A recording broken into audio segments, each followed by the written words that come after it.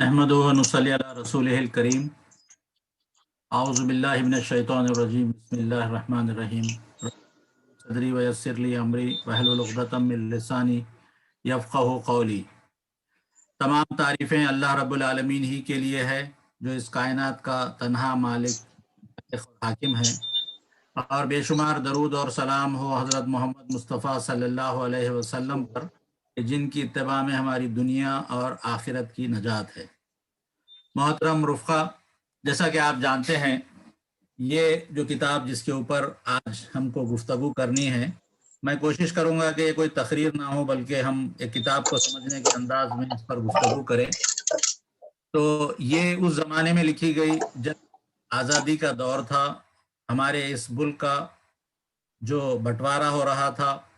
तो लगभग आज से 75 साल पहले, 75 ईयर्स पहले के हालात हमारे सामने होने चाहिए कि उन हालात में कुछ तकारीर का मजमुआ है जिसमें ये किताब जो है लिखी गई थी। अगर मैं ये कहूँ कि ये किताब मौलाना सैयद अबुल आला मौदूदी की उन मार्कतुल आरा किताबों में से शायद सबसे टॉप मोस्ट में दर्जा बनाती हो, जिन्होंने इस्लाम की फ़िक्र को एक बुनियादी रूप दिया।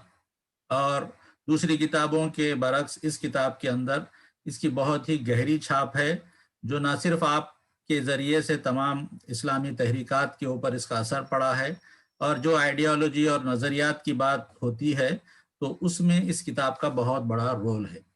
इस किताब के हिस्से की तरफ हम आते हुए देखें कि सबसे पहले मौलाना ने इसमें बताया कि हमारी जो दावत है, इस दावत के अंदर बुनियादी तौर पर दुनिया में उस वक्त पाए जाने वाले 3 ऐसे उसूल हैं जो दुनिया के अंदर तमाम बिगाड़ के जिम्मेदार हैं। मौलाना ने बताया कि हम चाहते हैं कि इन 3 फासिद उसूलों को हम ख़त्म करें।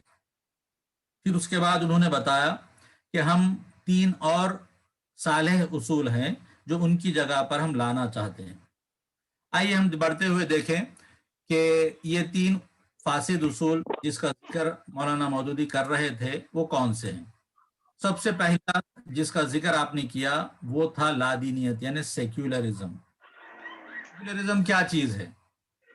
सेक्युलरिज्म जो इस चीज़ का नाम है वो ये है, इसकी एक तारीफ थी जो उस ज़माने में भी की जाती थी और मौजूदा ज़माने में भी उसका डेफिनेशन दिया जाता है, और कुछ हद तक हम उसको जो है सपोर्ट भी करते हैं, उसको मानते भी हैं, उसको हम देखते भी हैं। इसके बरक्स मामला ये है कि आज के इस ज़माने में इसकी जो ताबीर की जाती है उसमें कुछ फ़र्क पाया जाता है। बाद लोगों की तरफ से मुझे चैट में बात आ रही है कि आवाज़ कट हो रही है, तो मैं अपना वीडियो बंद करता हूं ताकि ये प्रेजेंटेशन को देखने में आसानी हो। इस लिहाज से जो सेक्युलरिज्म का डेफिनेशन बनता है वो ये कि ये हमारे रिलीजन से ताल्लुक़ रखता है। रिलीजन का जो डेफिनेशन दिया जाता है वो ये कि ये एक हमारा प्राइवेट अफेयर है। मिसाल के तौर पर इसको समझना चाहें तो ऐसे समझिए कि मैंने आज क्या खाना खाया, मेरा पसंद का कलर कौन सा है, कौन सी डिश है जो मुझे बहुत पसंद है। ये कुछ इस तरह के जो सवालात हैं, बहरहाल इसका ताल्लुक सिर्फ मेरी या आपकी अपनी पर्सनल ज़ात से होता, दूसरे लोगों का इससे कोई ताल्लुक नहीं होता। तो ठीक उसी तरह से आज के जो मगरबी लोग हैं, वेस्टर्न कल्चर के जो लोग अलमबरदार हैं, वो ये कहते हैं कि सेक्युलरिज्म भी या रिलीजन भी जो है उसी चीज़ का नाम है कि इंसान अपना एक प्राइवेट अफेयर की हद तक उसको महदूद रखे। दूसरा जो डेफिनेशन दिया जाता है वो ये कि ये जो रिलीजन है वो रिलीजन जो है एक इंसान का और एक खुदा का, एक मैन और गॉड के बीच में एक रिलेशन है, एक ताल्लुक है। यानी अगर हमको कोई मुसीबत पड़ जाए तो मैं मुसलमान हूँ तो मैं अल्लाह पुकार लूँ, कोई अगर हिंदू होगा तो वो राम जी को पुकार लेगा, कोई सिख होगा तो वो वाहे गुरु को पुकार लेगा।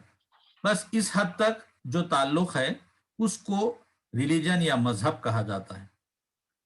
इससे आगे बढ़कर अगर मैं एक सोसाइटी के अंदर रहूं, मैं एक घर के अंदर रहूं जहां पर मेरे माँ बाप, भाई बहन, दोस्त अहबाब हैं, फिर मैं बाहर निकलूं तो मेरे पड़ोसी हैं, महल्ले के लोग हैं, پھر میں اگر تجارت کروں یا نوکری کروں تو میرے اطراف کے کلیگز ہیں.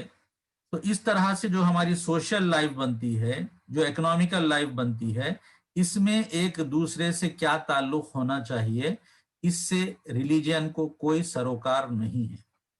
ریلیجن یہ بتاتا ہے کہ ہمارا جو مذہب سے تعلق ہے وہ ہمارا صرف اور صرف پرسنل لیول پر ہونا چاہیے، اور جہاں سے کلیکٹیو لائف شروع ہوتی ہے وہاں سے مذہب کا تعلق بالکل ختم ہو جانا چاہیے. اگر ہم اس ڈیفینیشن کو صحیح مانیں تو پھر ہمارے سامنے خدا کا ایک ایسا تصور آتا ہے جو بہت ہی کمزور خدا ہے. جیسا ہم لوگ اکثر ہمارے مساجد میں نماز کے لیے جاتے ہیں، ٹوپی نہیں ہوتی تو ہم جا کر مسجد کی ایک ٹوپی لیتے ہیں، اپنے سر پر لگا لیتے ہیں، اور جب ہم نماز پڑھ کے باہر نکلتے ہیں تو وہ ٹوپی کو نکال کر ہم ٹوکرے میں رکھتے ہیں. ٹھیک اسی طرح سے ہمارا خدا بھی ویسا ہی ہوتا ہے. مسجد میں جائیں گے یا مندر میں جائیں گے تو خدا کو سر پہ بٹھا لیں گے، اور باہر نکلتے وقت اسی خدا کو اتار کر کہیں گے کہ باہر کی دنیا بہت خراب ہے، اس میں آپ نہ آئیں، اور ہم آپ کو یہیں پہ رکھ کے جاتے ہیں. تو یہی کیفیت سیکولرزم میں خدا کی ہے. اس لحاظ سے اس کو جو ہے وہ انہوں نے اس کی بڑی ہی شدت کے ساتھ جو ہے مخالفت کی، اور بتایا کہ اگر کوئی ایسا نظام ہو جس میں خدا کا تصور اتنا کمزور ہوگا تو وہ نظام انسانیت کو کوئی صحیح چیز نہیں دے سکے گا. ہم اس لحاظ سے اس کو رد کرتے ہیں. اب موجودہ دور میں اگر آپ دیکھیں گے تو بعض حالتوں میں ہندوستان کے پرسپیکٹو میں بات کروں تو ہم کچھ حد تک سیکولرزم کو آج کے حالات میں سپورٹ بھی کرتے ہیں. وہ اس لیے کرتے ہیں کہ سیکولرزم کا جو ڈیفینیشن لیا جاتا ہے آج کے دور میں وہ یہ ہے کہ جو حکومت ہوگی ایک ملک کی وہ کسی مذہب کا پریفریبل انداز میں اس کی سپورٹ نہیں کرے گی، وہ سب مذاہب کو برابر برابر مان کر چلے گی. یہ ایک سیکولر اسٹیٹ کے اندر اس کا یہ ڈیفینیشن ہے کہ کوئی بھی حکومت کسی مذہب کے ساتھ پریفرینشیل جو ہے تعلق نہیں رکھے گی، سب کو برابر مان کے چلے گی. تو اس لحاظ سے ہم یہ چاہتے ہیں کہ جس ملک میں ہم رہتے ہیں وہاں پر سب مذاہب کے ساتھ برابر کا سلوک ہو اور کسی کو کسی پر فوقیت نہ دی جائے. تو یہ ایک پہلا تصور تھا، بت تھا، جس کو مولانا نے بتایا اور بتایا کہ اس کو ہم توڑنا چاہتے ہیں. آگے بڑھتے ہوئے دیکھیں کہ جو دوسرا اصول ہے وہ ہے قوم پرستی کا، نیشنلزم کا. قوم پرستی کہتے ہیں کہ آپ کسی اپنی قبیلے کو، اپنی قوم کو، اپنے نیشن کو کی پرستش کرنے لگ جائے. اس کے برعکس ایک چیز ہوتی ہے کہ اپنے وطن کی محبت کرنا. اپنے وطن کی جو محبت کا معاملہ ہے تو اس میں کسی کو اعتراض نہیں ہے. ایک انسان کو محب وطن ہونا چاہیے، ایک انسان کو پیٹریوٹک ہونا چاہیے. تو یہ ایک فطری بات، ہم جس جگہ پیدا ہوتے ہیں، جس جگہ سے ہمارا معاملہ ہوتا ہے، وہاں کے بارے میں ہم تھوڑا سا ایک فطری محبت رکھتے ہیں. تو اسلام اس کا مخالف نہیں ہے کہ کوئی آدمی اپنے وطن سے، اپنے قوم سے، اپنے علاقے سے ایک محبت رکھے. یہ ایک فطری چیز ہے، یہ ہونا چاہیے. جو چیز غلط ہے وہ یہ ہے کہ آپ اپنی قوم کی بے جا طرفداری کرنے والے بن جائیں. آپ کی قوم غلط کام کر رہی ہو مگر آپ اس کا ساتھ صرف اس لیے دے رہے ہیں کہ وہ اپنی قوم ہے، اور اگر اپنی دوسری قوم سچائی پر ہو تو ہم اس کی مخالفت کر رہے ہیں صرف اس لیے کہ وہ دوسری قوم ہے. تو یہ جو نیشنلزم ہے یہ حق اور صداقت اور ایمانداری اور اچھی چیزوں کی نفی کرتا ہے، اور صرف وہی چیزوں کی کو پسند کرتا ہے یا سپورٹ کرتا ہے جس سے اپنی قوم کا فائدہ ہو. تو مولانا نے کہا کہ یہ چیز بھی نقصان دہ ہے اور یہ کسی بھی قوموں کو برباد کر کے رکھ دیتی ہے. پھر اس کے بعد ایک تیسرا اصول جس کا ذکر مولانا نے کیا، بتایا، وہ ہے ڈیموکریسی. ڈیموکریسی کا جو ڈیفینیشن دیا جاتا ہے وہ ہے کہ government of the people, by the people اور for the people. Government of the people میں کوئی اعتراض نہیں ہے، گورنمنٹ فار دی پیپل میں بھی کوئی اعتراض نہیں ہے. اور جو چیز ہمارے نزدیک معیوب ہے وہ یہ کہ گورنمنٹ بائی دی پیپل، یعنی ایسی حکومت جس میں انسانوں کے پاس اس بات کا اختیار ہوگا کہ وہ جیسی چاہیں گے اپنے لیے لاز بنائیں گے. اگر ملک کے تمام لوگ اس بات پر راضی ہو جائے کہ ہم سب مل کر شراب کو جائز قرار دیں گے تو ڈیموکریسی میں وہ پاسبل ہے. اگر سب مل کر یہ طے کریں گے کہ ہم سود کو یا انٹرسٹ کو جائز قرار دیں گے تو ڈیموکریسی میں یہ پاسبل ہے۔ مولانا نے کہا کہ یہ چیز کی اجازت ہم کو اسلام نہیں دیتا۔ اس کے برعکس ہم 3 دوسرے اصول ہیں جو دنیا کے سامنے پیش کرنا چاہتے ہیں۔ ان کو مولانا نے 3 صالح اصول کہا اور بتایا کہ پہلی چیز جو سیکولرزم کی جگہ ہم لانا چاہتے ہیں وہ خدا پرستی ہے، گاڈلینس ہے، یعنی ایک ایسا نظام جس میں ہم جو بھی کام دنیا میں کریں گے وہ اللہ تعالیٰ کی پسند کے مطابق کریں گے، اس کی فرما برداری کے اندر کریں گے۔ ہم یہ دیکھیں گے کہ ہم کو اس خدا کی طرف سے کیا رہنمائی ملتی ہے، کیا وہ ہم کو اس معاملے میں گائیڈ کرتا ہے، اور ہم اسی کی رضا اور اسی کی طلب، رضا جوئی کی طلب میں ہم اپنے کام کرنے والے بنیں گے۔ پھر دوسرا اصول جو قوم پرستی کا ہے، اس کی جگہ پر مولانا نے بتایا کہ ہم یہ چاہتے ہیں کہ ہم انسانیت کی بات کریں۔ معاملہ یہ ہے کہ قوم پرستی کی کوئی حد نہیں ہے۔ جہاں پر ایک ملک کا معاملہ آتا ہے تو ہم کہتے ہیں کہ ہم انڈین ہیں یا ہم وہ فلاں ملک کے ہیں، تو اس کے بعد جب انڈیا کی بات ہوتی ہے تو اس میں پھر کچھ حصے ٹوٹتے ہیں۔ کوئی کہتا ہے میں نارتھ انڈین ہوں، کوئی کہتا ہے میں ساؤتھ انڈین ہوں، وہاں سے ان کی تفریق ہوتی ہے۔ پھر ساؤتھ انڈین میں بھی آئیں گے تو پتہ چلے گا کہ کوئی ٹیملین ہے اور کوئی جو ہے وہاں پر تیلگو بولنے والا ہے۔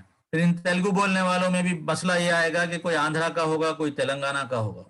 پھر تلنگانہ میں بھی ہم آئیں گے تو پتہ چلے گا حیدرآباد الگ ہے اور نان حیدرآباد الگ ہے۔ حیدرآباد کے اندر بھی آئیں گے تو پھر نیا شہر اور پرانے شہر کا جھگڑا ہوگا۔ تو غرض یہ کہ یہ جو علاقے واریت ہے، ریجنلزم ہے، اس کی کوئی حد نہیں ہے۔ یہ چھوٹے سے لے کر بڑے ہر جگہ پر یہ جھگڑے پیدا کرتی ہے۔ تو اس کے برعکس اگر ہم انسانیت کو چاہنے والے، انسانیت کی بھلائی کے لیے کام کرنے والے بنیں گے تو یہ چیز زیادہ قابل قبول، بہتر اور لوگوں کے لیے فائدہ مند ہوگی۔ تیسری چیز جس کے ہم مخالف ہیں اور جس کا آلٹرنیٹ ہم جو پیش کرنا چاہتے ہیں وہ ڈیموکریسی کا اپوزٹ جو ہوتا ہے وہ خلافت ہے، وائس جیرنسی جس کو کہتے ہیں۔ اس میں یہ چیز ہے کہ حکومت عوام کی طرف سے منتخب ہوگی، لوگ چنیں گے، زبردستی کوئی قبضہ نہیں کرے گا اور پبلک کی بھلائی کے لیے کام کرے گا۔ لیکن اس میں یہ دیکھا جائے گا کہ ہم جو بھی کام کریں گے وہ اللہ تعالیٰ کی رہنمائی کے اندر کریں گے، یعنی ہم کو اس بات کا حق نہیں ہوگا کہ ہم وہ قوانین بنائیں، وہ رولز بنائیں، وہ لاز بنائیں جو قرآن کے یا احادیث کے خلاف پڑتے ہوں، جس کا حکم اللہ نے ہم کو حکم دیا ہے۔ اب جو بھی حکم بنائیں گے تو اس کے تحت، اس کے انڈر میں بنائیں گے اور اسی کے حساب سے ہم زندگی گزاریں گے۔ تو یہ بیسیکلی یہ 3 فاسد اصول تھے جن کو ہٹا کر دنیا کے سامنے ہم ایک 3 اچھے اور صالح اصول ہیں جو ہم پیش کرنا چاہتے ہیں۔ آگے بڑھتے ہوئے دیکھیں کہ ہماری جو دعوت ہے اس کے بارے میں بتایا کہ ہماری اس دعوت 3 پوائنٹس کے اوپر بیسڈ ہے، 3 پوائنٹس ہے اس کے۔ سب سے پہلی بات یہ کہ ہم جو دعوت دیتے ہیں وہ ہے کہ بندگی رب کی دعوت ہے۔ ہم یہ چاہتے ہیں کہ تمام دنیا کے لوگ ایک رب کی بندگی کرنے والے بن جائیں۔ اس کا مطلب کیا ہے کہ اسلام کے اندر پورے داخل ہو جائیں۔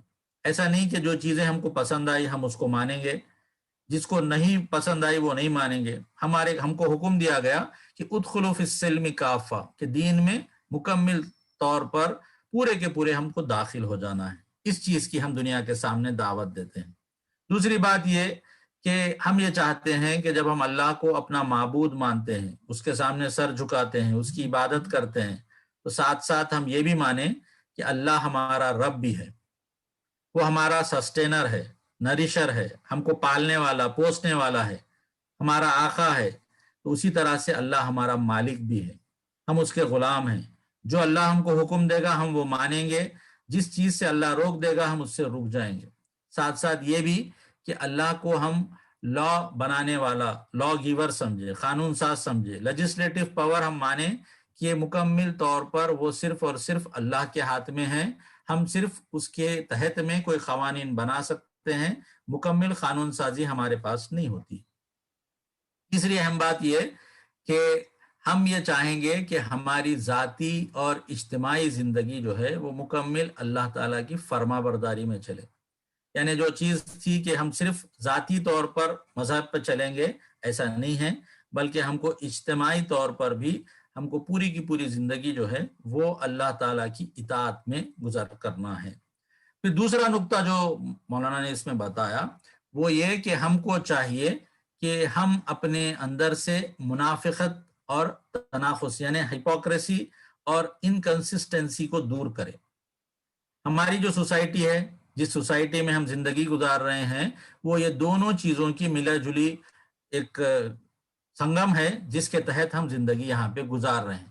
انہوں نے کہا کہ ہم کو پہلی چیز یہ کرنی ہے کہ دین کی ہم کو مکمل پیروی کرنا ہے. ہم کو اپنے اندر سے منافقت کو دور کرنا ہے کہ کچھ مانیں گے کچھ نہیں مانیں گے، ایسا نہیں چل سکتا. آدھا تیتر آدھا بٹیر والی زندگی نہیں چلے گی، بلکہ مکمل طور پر اپنے دین کی ہم کو پیروی کرنا ہے. دوسری چیز یہ بتائی گئی کہ ایسا بھی نہیں ہو سکتا کہ آپ ایک دین کی پیروی کر رہے، پورا کا پورا اس پہ چل بھی لے رہے، لیکن آپ جس ملک میں رہ رہے، جس دنیا میں رہ رہے، وہاں پر ایک دوسرا دین جو غالب ہے، جو ڈومینیٹ کر رہا ہے، اور آپ اطمینان سے اس کے ڈومینیشن کے اندر بیٹھ کر آپ جو ہے نماز روزے کے اوپر عمل کرتے ہوئے سمجھے کہ ہمارا دین تو بالکل ہمارے لیے سیف ہے. ہم کو ایسا نہیں سمجھنا چاہیے. یہ بھی ایک ہپوکریسی ہوگی اور یہ بھی ایک انکنسسٹنسی ہوگی. پھر ایک اور بات جو مولانا نے کہی کہ ایسا بھی نہیں ہونا چاہیے کہ ہم زبان سے دعوے کریں کہ ہم فلاں کام اور کریں گے اور عمل سے ہم یہ دکھائیں کہ ہم اس کے برعکس کام کرنے والے ہیں. ہم یہ کہیں گے کہ سود حرام ہے، لیکن ہم عمل میں بینکس میں جا کے نوکری کرنے والے بنیں گے. ہم کہیں گے کہ رشوت نہیں لی جا سکتی، لیکن ہم ہر کانٹریکٹ پیسے کھلا کر دنیا سے حاصل کریں گے. تو کہا کہ یہ جو منافقت ہے، یہ جو انکنسسٹنسی ہے، اس کو اپنی زندگیوں سے مسلمانوں کو نکالنا ہوگا. جب کہیں جا کر ہماری دعوت جو ہے وہ دنیا والوں کے لیے ایک سچی اور اچھی دعوت بنے گی. تیسرے پوائنٹ کی طرف آتے ہوئے انہوں نے بتایا کہ دنیا میں جو ہے ہم کو گلوبل لیڈرشپ کے اندر چینج لانا ہے. یعنی آج کی اس دنیا کے اندر جو لیڈرشپ ہے اسلام دشمنوں کی ہے، ان لوگوں کی ہے جو خدا سے بیزار ہے. ہم کو چاہیے کہ ان خدا بیزار لوگوں سے نکال کر ہم ان لوگوں کے ہاتھ میں یہ لیڈرشپ لے کر آئے جو اس اللہ کے ماننے والے اور اس کے مطابق اپنی زندگی بسر کرنے والے ہیں. اس میں یہ بات بتائی گئی کہ یہ جو کام ہم کو بتایا گیا یہ صرف خواہشات سے نہیں ہوگا. یعنی ہم اچھی خواہش رکھیں کہ بھائی اسلام غالب آ جائے گا، آنا چاہیے، آپ کی خواہش سے کام ہونے والا نہیں ہے. ہم ایک نیت کر لیں گے کہ نہیں ہماری نیت بہت اچھی ہے اور ہم اپنی نیت سے کام کریں گے اور اللہ تعالیٰ کامیاب کرے گا. انہوں نے کہا کہ نہیں، صرف خواہشات اور نیت سے تبدیلی نہیں آتی، بلکہ اس چینج کو لانے کے لیے ہمارے لیے لازم ہے کہ ہم جو ہے جو ریکوائرڈ صلاحیتیں ہیں، جو ایبیلٹیز ہیں، جو قوتیں ہیں، جو پاور سینٹرز کی ضرورت ہے، جو صفات یعنی کیریکٹرسٹک درکار ہے، یہ ساری چیزیں ہم اپنے اندر پیدا کریں. اگر جب تک ہم اپنی یہ ٹیلنٹس، یہ ایبیلٹیز، یہ کیپیبلٹیز اپنے اندر پیدا نہیں کرتے تو ہم دنیا کے اندر لیڈرشپ چینج نہیں لا سکتے. یہ کام ہم کو اس دنیا میں کرنا ہے. پھر مولانا نے اس سلسلے میں آخری بات یہ کہی کہ ان لوگوں کو لے کر اگر ہم ایک مخلص اور ایک صالح گروہ بناتے ہیں، یعنی ان صلاحیتوں کو، ان حالات کو، یہ جو دعوت دی گئی ہے، ان سب چیزوں کو ملا کر اگر ہم ایک بہت ہی پائس اور ایک سنسیئر گروپ، ایک جماعت بناتے ہیں، اور اس میں جو لوگوں کی کیریکٹرسٹک ہوں گی، صفات ہوں گی، وہ دنیا کے کانٹمپرری کام کرنے والوں سے زیادہ ہوگی، سپرلیٹو ہوگی، بڑھ کر ہوگی، تو یقیناً دنیا کے اندر چینج آئے گا. اس کے بعد اوپر میں اور آگے روشنی ڈالوں گا جیسا کہ انہوں نے آگے بتایا. تو یہ 3 نکاتی دعوت تھی جس کو لے کر یہ تحریک اٹھی تھی کہ ہم بندگی رب کی دعوت دیں، ہم اپنے اندر سے ہپوکریسی اور انکنسسٹنسیز کو دور کریں اور دنیا کے اندر گلوبل لیڈرشپ کے اندر ہم چینج لائیں. اس چیز کی دعوت لے کر ہم اٹھے تھے. پھر آگے بڑھتے ہوئے دیکھیں کہ اس میں مولانا نے یہ بات بتائی کہ جو کام ہم کو اس وقت کرنا ہے، اس کے اندر 2 چیزیں بہت امپورٹنٹ ہیں. ایک چیز کو انہوں نے کہا کہ ہم کو چاہیے کہ ہم اپنے اندر بنیادی انسانی اخلاقیات پیدا کریں، بیسک ہیومن ویلیوز پیدا کریں. دوسری چیز انہوں نے بتائی کہ ہمارے اندر ہم کو چاہیے کہ ہم اسلامک ویلیوز پیدا کریں. تو یہ 2 چیزوں کا یہاں پر ذکر کیا گیا کہ یہ وہ کیریکٹرسٹک ہے، وہ صفات ہے وہ ٹیلنٹس ہے، وہ صلاحیتیں ہیں جو ایک بیسک ہیومن ویلیوز ہے جو کسی بھی معاشرے میں ہونا، اور دوسری اسلامک ویلیوز ہے۔ بیسک ہیومن ویلیوز کے بارے میں انہوں نے بتایا کہ کوئی بھی گروپ کے لیے کامیاب ہونے کے لیے یہ بیسک ریکوائرمنٹ ہے۔ اگر یہ کیریکٹرز کسی بھی قوم کے اندر آ جائے تو وہ قوم کامیاب ہو جاتی ہے، اور اس کی جو مورل ویلیوز ہے، ایتھکس ہے، اس کے لیے یہ بیس بنتی ہے۔ پھر اسی طرح سے اس کے اڈاپٹ کرنے کے اندر ایمان کی ضرورت نہیں ہے، اچھا مقصد یا اچھی نیت ہونا بھی ضروری نہیں ہے۔ یعنی اگر کوئی قوم، کوئی گروپ یہ بیسک ہیومن ویلیوز اپنے اندر پیدا کر لے تو چاہے وہ ایمان رکھتی ہو یا نہیں رکھتی ہو، اچھا مقصد رکھتی ہو، اچھی نیت رکھتی ہو یا نہیں رکھتی ہو، وہ کامیاب ہوگی، وہ دنیا کے اندر سرخرو ہوگی اور وہ آگے بڑھے گی۔ یہ چیز بنیادی انسانی اخلاقیات سے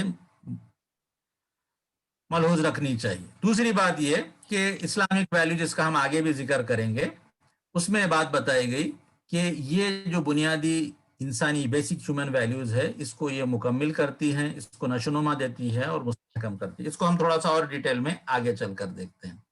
آئیے یہ دیکھیں کہ وہ کون سے ویلیوز ہے کہ جس کو اگر ہم اڈاپٹ کریں گے تو ہم دنیا کے اندر کامیاب ہو سکتے، چاہے ہم مسلمان ہوں یا چاہے ہم غیر مسلم ہوں۔ تو یہ کچھ صفات ہے جس کا میں آگے ذکر کروں گا۔ یہ کسی بھی قوم کے اندر کامیاب ہونے کے لیے بنیادی ضرورت کی حامل ہے۔ سب سے پہلی چیز کہ اس کے اندر مضبوط ارادہ ہونا چاہیے، فرمنس ہونا چاہیے۔ اس کی ایک مثال میں آپ کے سامنے دوں۔ عرب جن کے اندر اللہ کے رسول صلی اللہ علیہ وسلم مبعوث کر کے بھیجے گئے، ان کا معاملہ یہ تھا کہ یہ لوگ بہت ہی مضبوط ارادے کے لوگ تھے۔ چنانچہ تاریخ کی کتابوں میں وہ واقعہ ملتا ہے کہ ایک مرتبہ آپ بیٹھے تھے کہ ایک بدو عرب کے ایک آدمی ان کے پاس آئے اور پوچھا، اللہ کے رسول صلی اللہ علیہ وسلم آپ کس چیز کی دعوت دیتے ہیں؟ آپ نے کہا کہ میں ایک اللہ کی دعوت دیتا ہوں اور یہ بات بتاتا ہوں کہ میں ان کا رسول ہوں اور مرنے کے بعد ہمارے سامنے آخرت میں ہم کو جواب دینا ہے۔ انہوں نے کہا ٹھیک ہے، اور آپ نے کہا کہ میں یہ بات دیتا ہوں کہ دن میں 5 مرتبہ ہم کو نماز پڑھنی چاہیے۔ انہوں نے کہا اور؟ تو کہا رمضان میں 30 دن کے روزے رکھنے چاہیے۔ پھر کہا اور؟ کہا کہ تم کو تو مال اگر ہے تو اس میں سے زکوٰۃ دینی چاہیے، اور استطاعت ہے تو حج کرنے کی ہو۔ انہوں نے کہا کہ کچھ اور؟ تو کہا نہیں، تم اتنا کر لو تو کافی ہے۔ تو انہوں نے کہا کہ آپ آئیے وعدہ کر لیں کہ میں نہ اس سے کچھ کم کروں گا نہ کچھ زیادہ کروں گا۔ آپ نے کہا کہ اگر کسی جنتی کو دنیا میں دیکھنا ہے تو اس شخص کو دیکھ لو۔ تو عرب کی جو قوم تھی وہ اپنے اندر بہت فارمنس رکھتی تھی، ان کے ارادے بہت مضبوط تھے۔ اگر وہ کسی چیز کو مان لیتے تو اس کے اوپر جان دے دیتے، لیکن اس کو نہیں چھوڑتے تھے۔ کسی قوم کے اندر اگر کامیاب ہونا ہے تو سب سے پہلی صفت یہ ہونی چاہیے کہ اس کے اندر ارادے کی۔ دوسری چیز یہ کہ اس کے اندر عزم اور حوصلہ ہونا چاہیے، اس کے اندر ڈٹرمنیشن ہونا چاہیے، جینے کی امنگ ہونی چاہیے، آرزو ہونی چاہیے، چھا جانے کا جذبہ ان کے اندر ہونا چاہیے۔ ہمارے سامنے مثالیں ملتی ہیں کہ جب قسطنطنیہ استنبول کی فتح کا وقت آیا تو کئی لوگوں نے کوششیں کی، لیکن اللہ تعالیٰ نے جس کے نصیب میں رکھا تھا، محمد فاتح، وہ بچپن سے ہی یہ تڑپ رکھتے تھے کہ کس طرح سے میں اس کو فتح کروں۔ چنانچہ 25-26 سال کی عمر میں انہوں نے ایک فوج لی اور پورے عزم اور حوصلے کے ساتھ اس وقت کا جو سپر پاور، اس کا جو سب سے بڑا سینٹر تھا، اس کو انہوں نے حاصل کر لیا۔ ایسے ہی عزم اور حوصلہ آپ دیکھیں غزوہ خندق کے اندر ہم کو ملتا ہے کہ جب دشمن کا حملہ بہت تیز ہو گیا تو اللہ کے رسول صلی اللہ علیہ وسلم نے طے کیا کہ ہم کچھ مال دے دلا کر قریب کے لوگوں سے جو ہے معاہدہ کر لیں۔ تو آپ نے یہ بات بلا کر لوگوں سے کہی کہ ہم یہ چاہتے ہیں کہ کچھ لین دین کا معاملہ کر دے، کچھ خراج دے دے، کچھ ٹیکس دے دے اور صلح سمجھوتا کر لے کچھ گروپس کے ساتھ۔ تو حضرت سعد بن معاذ، سعد بن عبادہ جو انصار کے بزرگ تھے، ان لوگوں نے نبی صلی اللہ علیہ وسلم سے سوال کیا کہ اللہ کے رسول یہ کیا مشورہ ہے یا آپ کا حکم ہے؟ آپ نے کہا نہیں، میں مشورہ کر رہا ہوں۔ تو آپ نے کہا کہ اگر آپ کا یہ مشورہ ہے تو ہم اس کو ایکسیپٹ نہیں کرتے، کیونکہ اس سے پہلے جب آپ ہمارے درمیان نہیں تھے تب بھی ہم نے کبھی اس طرح دب کر ان کے ساتھ صلح نہیں کی، اور اب جب کہ آپ ہمارے ساتھ ہیں تو ہم ہرگز ان کے ساتھ دب کے صلح نہیں کرنے والے۔ تو یہ عزم اور یہ حوصلہ اگر کسی قوم میں پیدا ہو جائے تو پھر وہ کسی بھی طوفانوں کے ساتھ لڑ بھڑ سکتے ہیں۔ اسی طرح سے صبر اور استقلال ان کے اندر، پیشنس ان کے اندر ہونا چاہیے کہ اپنی جان دے دیں گے لیکن وہ اپنے مقصد سے نہیں ہٹیں گے۔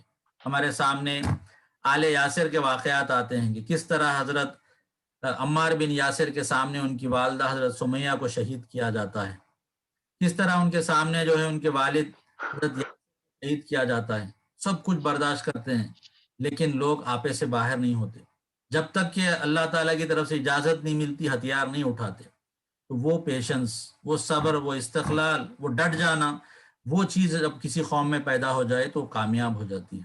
اسی طرح سے ان کے اندر ٹالرنس اور تحمل و برداشت کی عادت ہونی چاہیے کہ وہ دوسری قوموں کو، دوسرے لوگوں کو، غلط افکار کو وہ ایک حد تک برداشت کرنے والے ہوں۔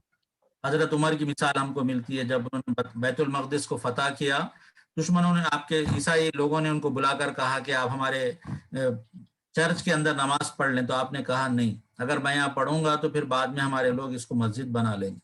تو اتنا ٹالرنس جو ہے وہ اسلام ہم کو سکھاتا ہے کہ ہم فاتح بھی بن جائیں گے تب بھی ہم دشمن کو کوئی نقصان پہنچانے والے نہیں بنیں گے۔ اسی طرح سے ہمارے اندر ہمت اور شجاعت ہونی چاہیے۔ حضرت علی کا واقعہ ہمارے پاس آتا ہے کہ جس وقت اللہ کے رسول صلی اللہ علیہ وسلم ہجرت کے لیے جا رہے تھے تو آپ نے حضرت علی کو بلایا اور کہا کہ تم آج میرے بستر پر سو جاؤ اور صبح اٹھ کر یہ امانتیں میرے پاس ہے وہ دے کر تم واپس آ جانا۔ حضرت علی کہتے ہیں کہ میں نے اپنی زندگی میں اس سے زیادہ سکون کے ساتھ کبھی رات بسر نہیں کی، کیونکہ مجھے یقین تھا جب اللہ کے رسول صلی اللہ علیہ وسلم نے کہا کہ صبح اٹھنا اور یہ امانتیں دے کر آنا تو مطلب یہ چیز ہو کر رہے گی۔ ہم اور آپ ہوتے تو کہتے کہ بھائی ہم کو چھوڑ کر آپ کدھر جا رہے، لیکن وہ عزم ان کے اندر، وہ ہمت، وہ شجاعت تھی جو ان کو یہ کام کرنے کے پر آسانی کے ساتھ آمادہ کر دی۔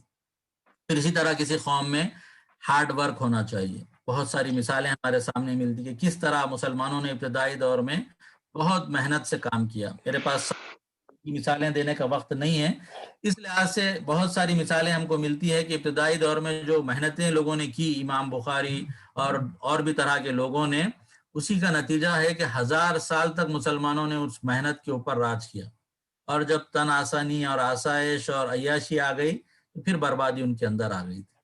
اسی طرح سے اپنے مقصد سے عشق ہونا چاہیے، بالکل فوکسڈ ہو کر کام کرنے کی عادت ہو، جو میرا مقصد ہے میں وہ کام کروں گا، اس مقصد سے ہٹ کر کوئی کام پہ راضی نہیں ہونا۔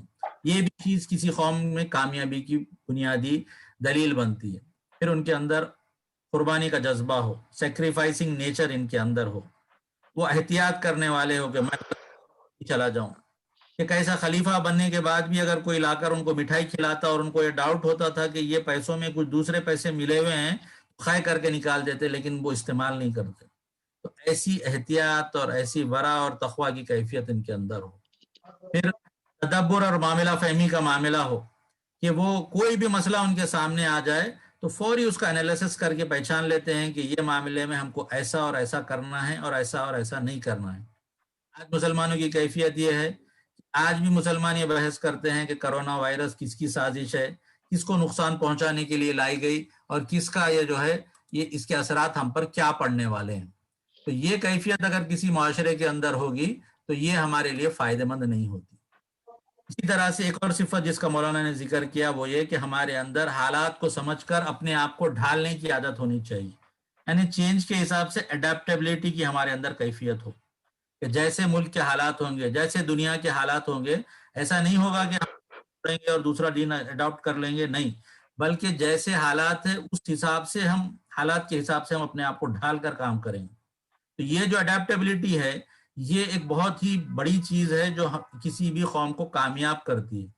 جو لوگ صرف ٹکرا کر ختم ہو جاتے ہیں وہ دنیا کے اندر بڑا کام نہیں کرتے۔ اس کا یہ مطلب بھی نہیں کہ آپ بالکل موم کی طرح ہو کہ جو جدھر چاہے آپ کو ڈھال دے، یہ وہ مطلب نہیں ہے، بلکہ مطلب یہ ہے کہ حالات اگر جیسے ہوں گے تو ان حالات کے اکارڈنگ ہم کام کرنے والے دنیا کے اندر بنے۔ اسی طرح سے مولانا نے بتایا کہ ان لوگوں کے اندر اگر کسی کنٹرول ہوگا کہ وہ جذبات پہ، خواہشات پہ کنٹرول کرنے والے ہوں گے تو وہ کامیاب ہوں گے۔ اسی طرح سے ایک اور کوالٹی جس کا ذکر کیا گیا کہ ان کے اندر انسپائرنگ نیچر ہونا چاہیے، کہ وہ لوگوں کے دلوں کو جیت لینے والے ہوں، وہ ایسے ہوں کہ لوگ ان کو دیکھ کر کہیں کہ بھائی ایسے ہم کو بننا چاہیے۔ تو کہا کہ یہ وہ کوالٹیز ہے جو اگر کسی قوم کے اندر پیدا ہو جائے تو irrespective of their religion, their thought, whatever it is, they are going to succeed. وہ کامیاب ہو کر رہیں گے. تو یہ وہ کیریکٹرسٹک ہے، یہ وہ صفات ہے جو ہم کو اپنے اندر پیدا کرنی ہے. آج اگر ہم جائزہ دیکھتے ہیں کہ ہم کہاں ہیں تو ہم کو پتا چلے گا کہ ہم راک باٹم پر ہیں. مایوس ہونے کی ضرورت نہیں ہے. ان کو دیکھنا ہے، ہمارے سامنے ایک بینچ مارک ہے کہ ہمارے اسلاف کیسے تھے، ہم کو ویسے بننے کی کوشش کرنا چاہیے. کیونکہ اگر یہ کریں گے تو کامیابی ملے گی، یہ نہیں کریں گے تو کامیاب نہیں ہو سکتے. اس کے ساتھ مولانا نے کچھ اور صفات کا تذکرہ کیا. میں تفصیل میں گئے بغیر تھوڑا سا شارٹ میں آپ کو بتایا کہ اس کے ساتھ ساتھ چاہیے کہ لوگوں کے اندر کلینلینس کی عادت ہو. کلینلینس سے مراد صرف منہ ہاتھ دھونا نہیں ہے، بلکہ ان کے عقیدوں میں صفائی ہو، ان کے معاملات میں صفائی ہو، ان کے رہن سہن میں صفائی ہو. ہر طرح سے وہ ایک دم ان کا معاشرہ جو ہے وہ بالکل صاف ستھرا اور طہارت و نظافت کے حساب سے رہنے والا ہو. پھر وہ قوم کے اندر خودداری ہو، ڈگنیٹی ہو، کہ وہ حقوق کے صرف بھیک مانگنے والے نہیں ہوں بلکہ دنیا کو دینے والے بن جائیں. اسی طرح سے ان کے اندر فیاضی کا جذبہ ہو کہ وہ دنیا کو زیادہ سے زیادہ دینے والے بن جائیں. ان کے اندر رحم دلی ہو کہ وہ رحم دلی کا معاملہ لوگوں کے ساتھ کریں. ان کے اندر کمپیشنیٹ وہ لوگ ہو، ہمدردی کرنے والے وہ بن جائیں، انصاف کرنے والے بن جائیں. ان کے دل جو ہے بہت وسیع ہو، وہ ہر طرح کے لوگوں کو اپنے اندر ایبزارب کرنے کی صلاحیت رکھتے ہوں. وہ جلن، حسد اور اس طرح کی کیفیتیں ان کے اندر نہیں ہیں، بلکہ وہ لوگوں کو ساتھ لے کے چلنے والے ہوں. ایمانداری اور سچائی ان کا زیور ہو. اسی طرح سے وہ ہمیشہ سچائی اور راست بازی پہ چلنے والے ہوں. وہ عہد کا پاس رکھنے والے ہوں. جو معاہدہ ہو جائے، جو معاملہ وہ طے کر دے تو اس عہد کی جو ہے وہ پابنداری کرنے والے بن جائیں. تو ایسی قوم بھی جو ہے وہ کامیاب ہوتی ہے. اس کے ساتھ ساتھ ان کے اندر معقولیت ہونی چاہیے کہ وہ جو بھی بات کریں گے وہ ریشنلی ہو، عقل میں سمجھ میں آنے والی ہو، بے تکی بے ڈھنگی باتیں کرنے والے نہ ہوں، اور ساتھ ساتھ اعتدال پسند ہو، ماڈریٹ ہو، اور اپنی زندگی جو ہے وہ افراط و تفرید سے بچاتے ہوئے ماڈریٹ زندگی گزارنے والے بنے. ان کے اندر ادب اور شائستگی ہو اور ڈسپلن کے ساتھ لائف گزارنے والے ہوں. تو مولانا نے کہا کہ اگر ایسے کیریکٹرسٹک اگر کسی کے اندر آ جائے تو یہ جو ہے وہ انسانیت کا سرمایہ ہے. اور اگر ان کو لے کر ایک اجتماعیت بن جائے گی تو یہ اجتماعیت ایک کامیاب ترین اجتماعیت بنے گی اور یہ دنیا کے اندر لیڈرشپ کا چینج لا سکتی ہے. یہ انفرادی طور پر کچھ چیزیں ہیں جو پیدا ہونی چاہیے. پھر انہوں نے کہا اس کے ساتھ ساتھ جب ان افراد کو لے کر ایک گروپ بنے گا، ایک جماعت بنے گی، ایک کلیکٹیو گروپ بنے گا، تو ان میں کچھ اور چیزیں چاہیے جو درکار ہوگی. کیونکہ صرف سپر اسٹارز کو لے کر کوئی فٹ بال کا یا کرکٹ کا میچ جیتا نہیں جاتا، بلکہ ان کے اندر تال میل ہونا چاہیے، ٹیم ورک ہونا چاہیے، مل جل کے کام کرنے والے ہوں. تو بتایا کہ اجتماعیت میں اس کے علاوہ اور کیا چیزیں چاہیے. پہلی چیز یہ اس کے اندر، اس گروپ کے اندر سب لوگ گول اورینٹڈ ہو، یعنی وہ ایک نصب العین ہو اور سب کے سب ایک ہی نصب العین پہ کام کرنے والے ہوں کہ ہمارے سامنے ایک گول ہے اور ہر کھلاڑی کو جا کر اس کے اندر گول بنانا ہے. صرف پاس کرنا، بال ادھر کا ادھر مار کر ٹائم گزار لینا، یہ کسی کامیاب ٹیم کا کام نہیں ہو سکتا. اسی طرح سے یہ اپنے نصب العین کے دیوانے ہوں. جو چیز انہوں نے طے کر لی تو اس کے لیے ہر چیز کی سر دھڑ کی بازی لگا دینا ان کا کام ہو. یہ آپس میں محبت کرنے والے اور ہمدردی کرنے والے ہوں.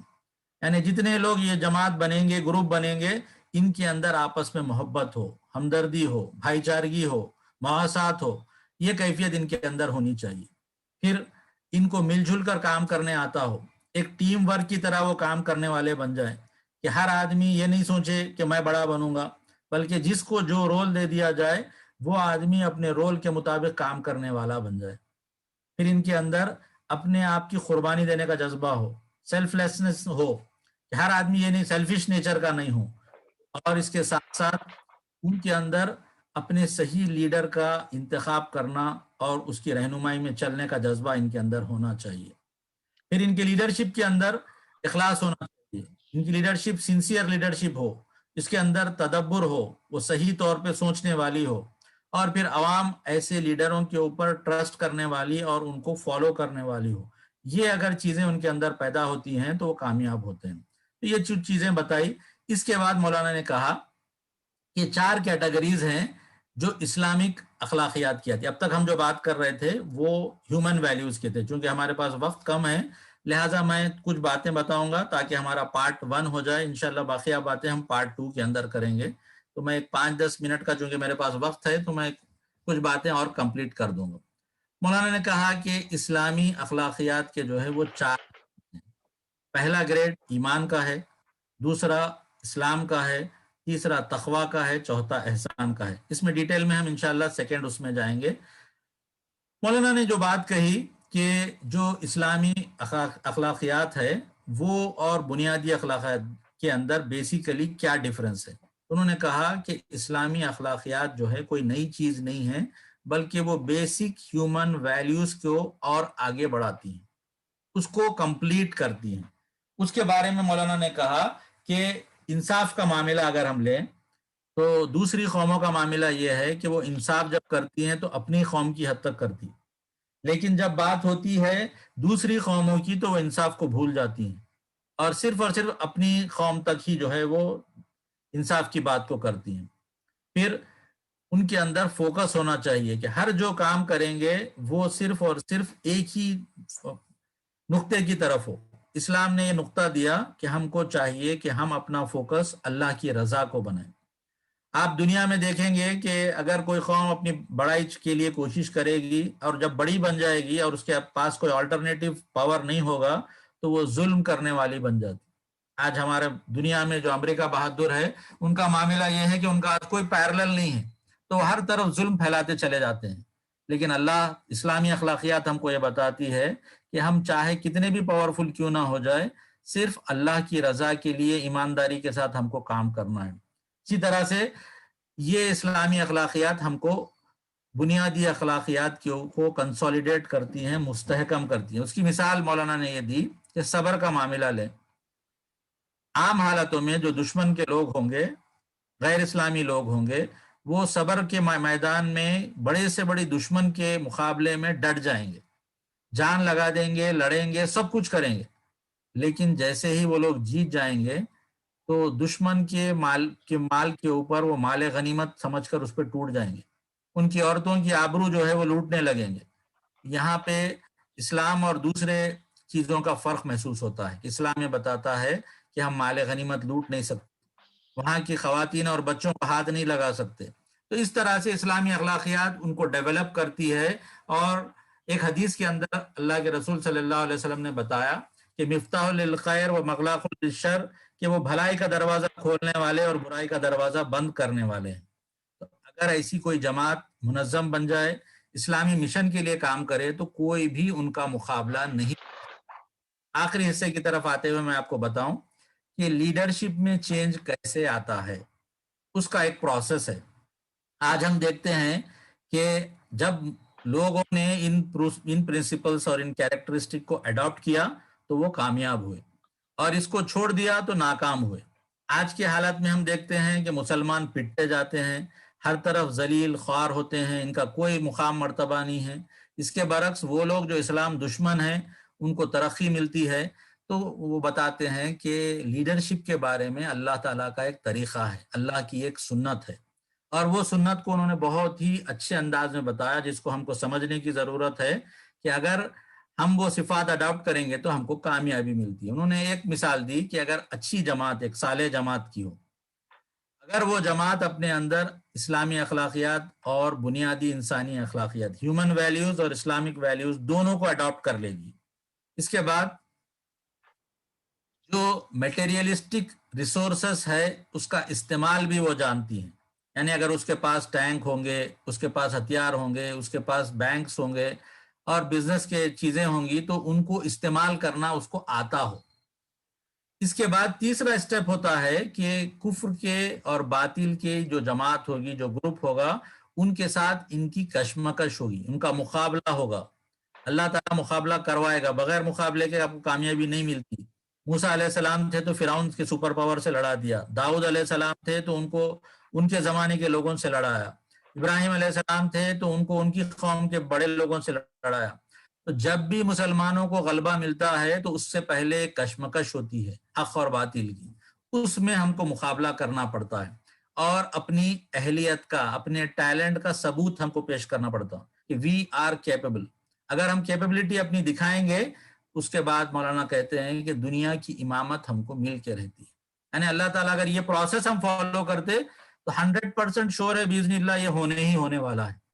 اس کے برعکس جو کفر کی طاقتوں کا غلبہ ہے اس کے بارے میں انہوں نے بتایا کہ اس میں یہ ہونا چاہیے کہ اگر یہ لوگ وہاں پر بنیادی جو بیسک ہیومن ویلیوز ہے اس کو وہ اڈاپٹ کریں. یہاں پہ اسلامک ویلیوز کی بات نہیں ہو رہی، بیسک ہیومن ویلیوز کی بات ہو رہی. اور اس کے ساتھ ساتھ ان کو جو ریسورسز ہے اس کو یوز کرنا آتا ہو، دنیا چلانا آتا ہو، دنیا کے وسائل کو بہتر استعمال وہ لوگ کرتے ہوں. تیسرا چیز یہ کہ اس زمانے میں جو اچھی جماعت ہے، مومنین کی جماعت ہے، وہ موجود نہیں ہے، یا ہے تو وہ کیپیبل نہیں ہے، ایبل نہیں ہے، کام نہیں کر سکتی، ٹیلنٹڈ نہیں ہے. تو اس صورت میں یہ ہوگا کہ دنیا کا نظم و نسق، دنیا کی لیڈرشپ جو ہے وہ کفر اور فسق کی طاقتوں کے ہاتھ میں چلی جائے گی. یعنی ہم اگر مسلمان دنیا میں رہیں گے لیکن ہم ایک آلٹرنیٹ نہیں بن سکتے تو لازماً اللہ تعالیٰ دنیا چلانے کے لیے کفر اور فسق کرنے والے مشرک لوگوں کو دنیا کا امام بنا دیتا ہے. لیکن اگر ہم پہلا وے اڈاپٹ کرتے ہیں اور اپنے ٹیلنٹس اور اپنے آپ کو مقابلے کے بعد ہم وہ صلاحیتوں کے حساب سے اپنے آپ کو بنا کر پیش کرتے ہیں تو لازماً جو لیڈرشپ ہے دنیا کی وہ ہم کو مل سکتی ہے. اس سے سمجھ میں آتا ہے کہ ہم کو وہ راستہ اڈاپٹ کرنا ہے، وہ ٹیلنٹس اپنے اندر پیدا کرنا ہے، وہ چیزیں جو اس کے لیے کامیابی کے لیے درکار ہے اس کو حاصل کر کے اگر ہم کام کریں گے تو لازماً ہم دنیا کے اندر کامیاب ہوں گے. آخری بات یہ کہ اب ایک سوال اٹھتا ہے کہ اگر یہ سب چیزیں پیدا کرنا ہے تو چاہے کفر ہو اور چاہے مومن ہو تو اس میں فرق کیا ہے؟ جب یہی کیریکٹرسٹک پیدا کریں گے تو بغیر ایمان کے بھی ہم لے سکتے ہیں.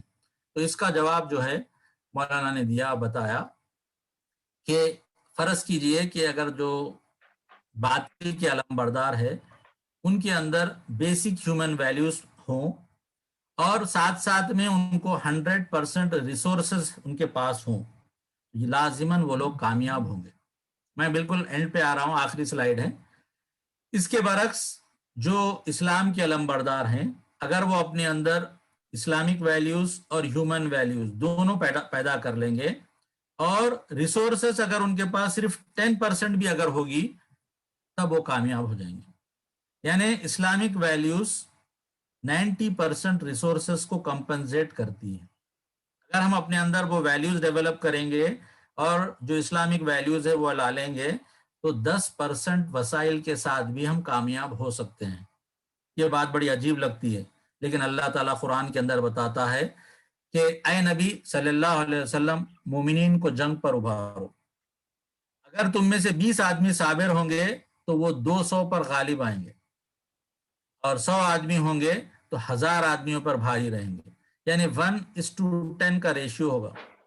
یہ کہ ہم اپنے اندر وہ صبر کی صفات پیدا کر لیں، وہ کیریکٹرسٹک، وہ ٹیلنٹس اور وہ ہنر اپنے اندر پیدا کریں گے تو اگر ہمارے پاس 10% بھی اگر ریسورسز ہوں گے دنیا کے تو بھی ہم کامیاب ہو سکتے ہیں. یہ چیز ہے جو ہم کو دنیا کے اندر بتاتی ہے کہ ہم یہ چیزیں کر کر دنیا کے اندر کامیاب ہو سکتے ہیں. اللہ تعالیٰ سے دعا ہے کہ جو راستہ روڈ میپ بتایا گیا گلوبل لیڈرشپ کا وہ راستہ ہم کو اڈاپٹ کرنے والا بنائیں. جو صلاحیتیں بتائی گئی کہ جن کو ہم اڈاپٹ کر کر دنیا کے اندر کامیاب ہوتے ہیں اور انشاءاللہ باذن اللہ آخرت میں بھی کامیاب ہو سکتے ہیں، ان صفات کو ہمارے اندر پیدا کرنے کی توفیق عطا فرما. میں اپنی گفتگو کو یہاں پر آج کے اس سیشن میں اینڈ کرتا ہوں. کچھ سوالات ہوں تو وہ سوالات آپ لوگ پوچھ سکتے. بہت شکریہ محترم ارشد احمد خان صاحب، بہت ہی وضاحت کے ساتھ سلائیڈز کے ذریعے سے آپ نے پوری بات رکھ دی ہے. سوال جواب کا مختصر سا وقت ہے اس کے لیے. جو صاحب بھی سوال کرنا چاہتے ہیں اپنی مائک کو انمیوٹ کر لیں اور سوال کر سکتے ہیں.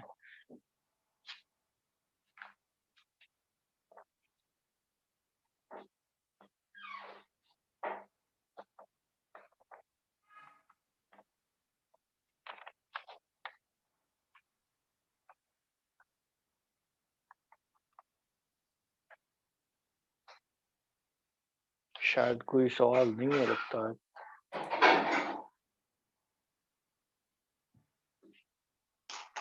السلام علیکم. جی وعلیکم السلام. جی وعلیکم السلام. ایک سوال تھا کہ جو زمین میں غلبے کی جو آیات کی روشنی میں ہے الارض، تو وہ آپ کے جو آخری نکات آئے اس کو کیسے اس سے ریلیٹ کریں گے؟ جی غلبے والی جو بھی باتیں ہیں وہ ہیں کہ ہم دنیا میں دنیا کو چلانے کی اہلیت ثابت کر کے دکھائیں. اس کے ساتھ ساتھ مقابلہ ہوگا. غلبہ جو ہے وہ بغیر مقابلے کے دنیا میں ملنے والا نہیں ہے. ایسا نہیں ہو سکتا کہ ہم کو نیند اٹھا کر اللہ تعالیٰ دنیا کا تاج ہمارے سر پہ رکھ دیں گے.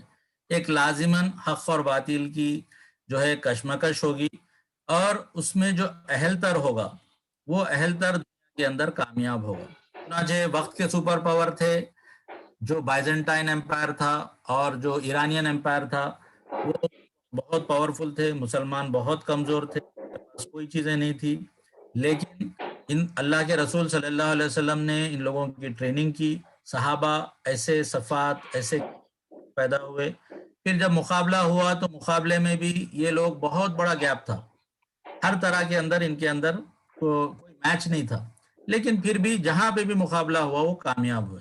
تو یہی بات معلوم ہوتی ہے کہ ہم کو پریپریشن کرنا ہے. اگر ہم وہ صفات اپنے اندر پیدا کریں گے اور اگر ہم اس کے حساب سے کام کریں گے تو آج بھی غلبہ ہم دنیا میں حاصل کر سکتے ہیں. آج بھی اللہ کی سنت میں کوئی تبدیلی نہیں آئی. لیکن اگر ہم نہیں کریں تو ایک تو دوسروں کا غلبہ رہے گا، اور دوسرے ہم چونکہ یہی کام نہیں کر رہے تو ہم کو اور ذلیل کیا جائے گا، لعنت ہوگی اور مصیبتیں آئیں گی، اور دنیا میں بھی مار کھائیں گے. میں واللہ ہی بہتر جانتا ہے کہ کیا انجام ہوگا. جزاک اللہ خیر.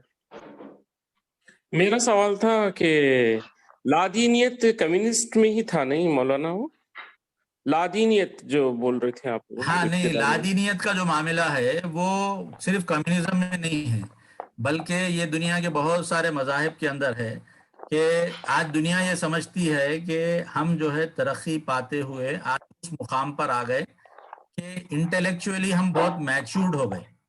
تو وہ لوگ کہتے ہیں کہ پہلے زمانے میں انسان چونکہ سیویلائز نہیں تھا اور چونکہ اس کو زیادہ معلومات نہیں تھی تو اس زمانے میں خدا کی بھگوان کی ضرورت تھی. اب ہم لوگ اتنے کوالیفائڈ ہو گئے، اتنے پڑھ لیے کہ آج ہمارا فائدہ نقصان ہم کو معلوم ہے. لہٰذا اب ہم کو خدا کی ضرورت نہیں ہے. بغیر خدا کے ہم زندگی گزار سکتے ہیں. چنانچہ عیسائیوں میں، یہودیوں میں، ہندوؤں میں ایک بڑی تعداد ایسی ہے جو خدا کو، بھگوان کو نہیں مانتی، گاڈ کو نہیں مانتی. اگر ان کا صحیح انالیسس کیا جائے گا تو شاید 30, 40, 50% کے قریب وہ لوگ ہوں گے جو ملحد ہوں گے، ایتھیسٹ ہوں گے، جو خدا کو نہیں مانتے. ان لوگوں میں ایک بڑی تر وہ لوگ ہیں جو کوالیفائڈ ہیں. آج جو مقابلہ ہمارا ہوتا ہے آج ایسے ایسے انٹیلیجنٹ لوگوں سے ہوتا ہے جو اپنے اپنے سبجیکٹ کے ایکسپرٹس ہیں، اور وہ کہتے ہیں کہ بھائی ہم کو کوئی خدا کی ضرورت نہیں ہے. دنیا میں جو بھی چیز ہم کو چاہیے ہم خود ڈھونڈ سکتے ہیں، ہم خود فائدہ اس کا نکال سکتے ہیں. تو یہ سوچ ہے جس سے آج ہم کو مقابلہ کرنا ہے، سمجھانا ہے کہ دیکھو ہم چاہے کتنی بھی ترقی کیوں نہ کر لے، انسان جو ہے بہرحال وہ محتاج ہوتا ہے ایک خدا کی رہنمائی کا. کیونکہ دنیا میں کوئی گروپ بھی دنیا کی بھلائی کے لیے کام نہیں کرتا. اگر گوروں کو حکومت دی جائے تو وہ کالوں کا نقصان کریں گے، مردوں کو حکومت دی جائیں گی تو وہ عورتوں پہ ظلم کریں گے. تو غرض یہ ہے کہ دنیا کا کوئی گروپ کسی کے ساتھ انصاف نہیں کر سکتا. لازماً یہ چاہیے کہ ایک خدا کی رہنمائی میں لوگ زندگی گزارے، اور اسلام اسی چیز کی دعوت دیتا ہے اور یہی چیز ان کو کھٹکتی ہے جس کی وجہ سے ہماری مخالفت کرتے ہیں.